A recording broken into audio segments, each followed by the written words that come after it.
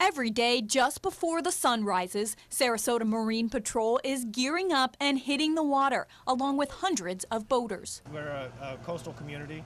Everything that happens on land also happens on the water. Mike Skinner is one of 2 Sarasota police officers who patrols the city waters. From North Siesta Bridge to Sarasota Bay, everything in the Big Pass to Shell Beach, along with parts of the New Pass. On a daily basis, I'll get a call for service. That can include a rescue call. I can get called for a distressed mammal, whether it be manatee, sea turtle. I get called about wake violations, boating violations. People do contact me about fishing violations. And when Skinner is out patrolling the waters, he says it's not about writing tickets. He's mainly out there to promote boating safety.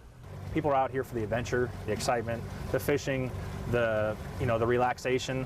The last thing they want is an emergency, and they want to make sure, if they do have one, that they have the proper safety equipment on board. I just want to say thank you for allowing your kids to wear their life vests. The violation that Officer Skinner sees most frequently is wake violations. Boaters going too fast in a minimum or no wake zone. You're responsible for your wake. So if it causes damage or personal injury, that vessel is responsible. I'm Officer Skinner with the Sarasota Police Department. The reason for the stop is we're in a slow speed minimum wake zone. The normal violation would be $93 for violating the wake zone.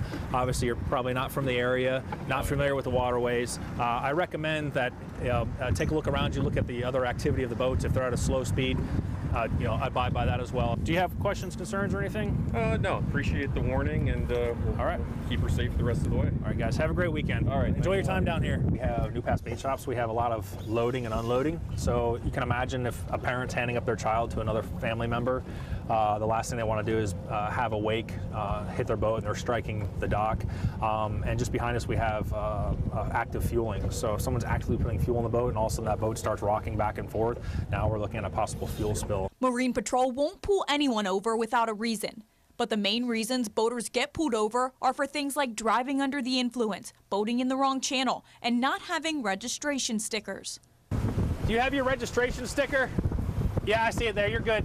I see it there. Have a good day, guys. And once they've stopped a boat, they do routine checks to make sure they have all of the necessary safety gear on board. Have 4 life jackets? Yeah. Good. We're in the green. We're good. Okay. I see the sound-making device there on the keychain. That's good. Yep. You need to be self-contained. If you have a problem on the water, you need to be able to fix it. That's why every boat has safety requirement. Being out on the water, crashes between 2 vessels is almost 100% avoidable. We have to look back at the collision regulations that the Coast Guard holds, the standards that they hold. Carelessness is one of the number one reason why we have a lot of these accidents.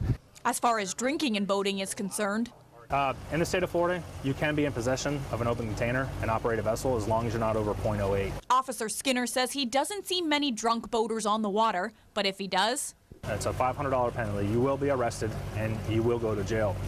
The difference is it will not affect your driver's license unless you're given another or have a previous DUI. There's one major difference between the beat officers on the street and a Marine Patrol officer. Is that they're typically out here by themselves.